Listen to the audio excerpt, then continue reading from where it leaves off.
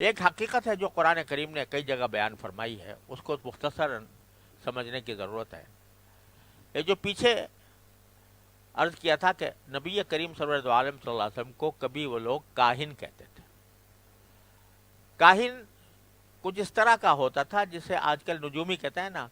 نجومی تو ستاروں کی گردش کو دیکھ داکھ کچھ اندازہ لگا کر کوئی پیشین گوئی کرتا ہے. لیکن کاہن ہوا کرتا تھا پہلے زمانے میں. عرب کے اندر بہت زیادہ اس کا رواج تھا کہ جو کاہن ہوتے تھے انہوں نے اپنا رشتہ قائم کیا ہوا ہوتا تھا کچھ شیاطین سے. وہ شیاطین ایسے تھے کہ وہ آسمان کے اندر تو ان کا داخلہ کبھی بھی نہیں ہو سکتا تھا. جب اللہ تعالیٰ نے ابلیس کو نیچے اتارا تو ابلیس کی ساری ذریت آسمان سے نیچے آ گئی. آسمان کے اندر داخل ہونا تو ان کے لیے ممکن نہیں تھا. لیکن رسول کریم سرور دو عالم صلی اللہ علیہ وسلم کی بعثت سے پہلے یہ آسمان کے قریب تک پہنچ جاتے تھے. آسمان کے اندر نہیں، آسمان کے قریب تک. وہاں بعض اوقات فرشتوں کی آپس کی جو گفتگو ہوتی تھی اس میں سے کچھ ان کو کان میں پڑ جاتی تھی. فرشتے آپس میں کچھ بات کر رہے ہیں کہ ہمیں اللہ تعالیٰ نے فلاں کام کا حکم دیا ہے، ہم فلاں وقت یہ کام کریں گے. تو کچھ آدھی تہائی بات وہ سن کر آتے تھے اور کاہن کے اندر کے دل میں اور اس کے اس میں کان میں وہ بات ڈال دیتے تھے کہ ہم نے یہ سنا ہے اور ایسا ہونے والا ہے. کاہن اس پر یقین کر کے لوگوں کے سامنے پیشین گوئی کر دیتا تھا. اب کبھی یہ پیشین گوئی صحیح ثابت ہوتی تھی، کبھی غلط، اس لیے کہ جو یہ بات سنتے تھے وہ آدھی تہائی ہوتی تھی، مکمل نہیں ہوتی تھی. مکمل نہیں ہوتی تھی. کبھی پوری بھی سن لی اور کبھی آدھی تہائی سنی اور وہ آ کر کاہن کے کو جا کے بتا دی. وہ کاہن لوگوں کے سامنے اپنی شیخی بگاڑتا تھا کہ تو فلاں واقعہ پیش آنے والا ہے، میں پہلے سے بتا رہا ہوں. یہ کہانت ہوتی تھی اور ایسے آدمیوں کو کاہن کہتے تھے. جب نبی کریم صلی اللہ علیہ وسلم کی بعثت ہوئی تو آپ کی تشریف لانے کا ایک اثر یہ ہوا کہ اللہ تبارک و تعالی نے ان شیطانوں کو آسمان کے قریب آنے سے بھی منع کر دیا. آسمان کے قریب آنے سے بھی روک دیا.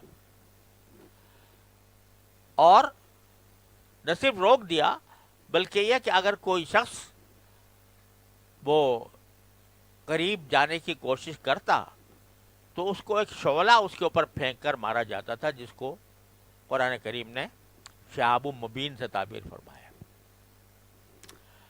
یہ جو ستارہ ٹوٹتا ہے بعض اوقات ہم آنکھوں سے دیکھتے ہیں کہ ایک روشنی نمودار ہوتی ہے اور چمک کر غائب ہو جاتی ہے.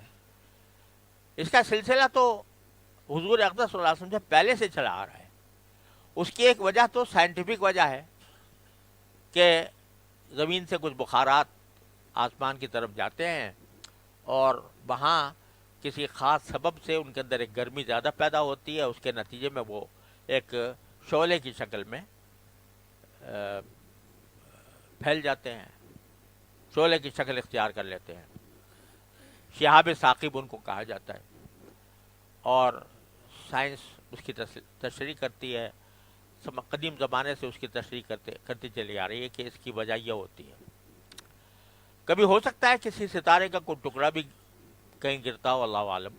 لیکن اصل بات جو سائنس نے بتائی ہے وہ یہ ہے کہ یہ بخارات ہوتے ہیں جو جا کر ایک شعلے کی شکل اختیار کر لیتے ہیں. سلسلہ تو پہلے سے چلا آ رہا تھا لیکن اس سلسلے کو اللہ تبارک و تعالی نے نبی کریم صلی اللہ علیہ وسلم کی بعثت کے بعد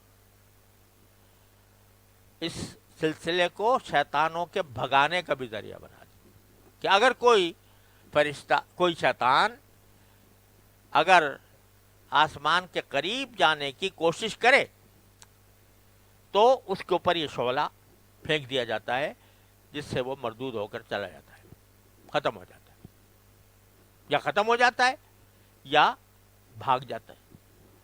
اس کو قرآن حکیم کہہ رہے ہیں کہ ہم نے ان ستاروں کو محفوظ کیا ہے ہر مردود شیطان سے.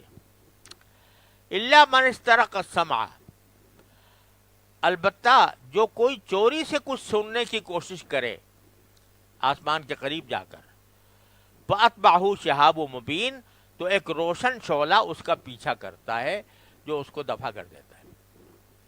इसका पूरी तफसील पर मैं पूरी सूरह जुन इसके ऊपर नाजिल हुई है, जिसमें खुद जिन्नात ने अपनी हालत बताई है कि रसूल करीम सल्लल्लाहु अलैहि वसल्लम की बेसत से पहले हम किस तरह जाया करते थे आसमानों के करीब, और किस तरह हम बातें सुन लिया करते थे, और नबी करीम सल्लल्लाहु अलैहि वसल्लम की तशरीफ़ आवरी के बाद हम पर जो ममानात हो गई, तो हम किस तरह उससे मैं उसकी ताकत हमारे अंदर नहीं रही, और फिर वो इसी वजह से नबी करीम सल्लल्लाहु अलैहि वसल्लम के ऊपर ईमान लाए। उसकी पूरी तफसील सीरह जुन में इंशाल्लाह आने वाली है। तो यहाँ कुरान करीम उसकी तरफ इशारा कर रहा है कि हमने इन सितारों को एक तो तुम्हारे लिए जीनत का सबब बनाया है, खुशनुमा बनाया है, और दूसरी जगह कुरान करीम में है कि इसके ज़रिए हम तुम्हें रास्ते भी सिखाते हैं, रास्ते भी बताते हैं। रास्तों का इल्म सितारों को देख कर भी हो सकता है। और एक वजह इसकी यह है कि जो कोई शैतान कोई बात चोरी छुपे सुनने की कोशिश करे तो उसको हम एक शोले की शक्ल में उसके पीछे लगा देते हैं, इन सितारों का कोई हिस्सा, जिसके नतीजे में वो भाग जाता है।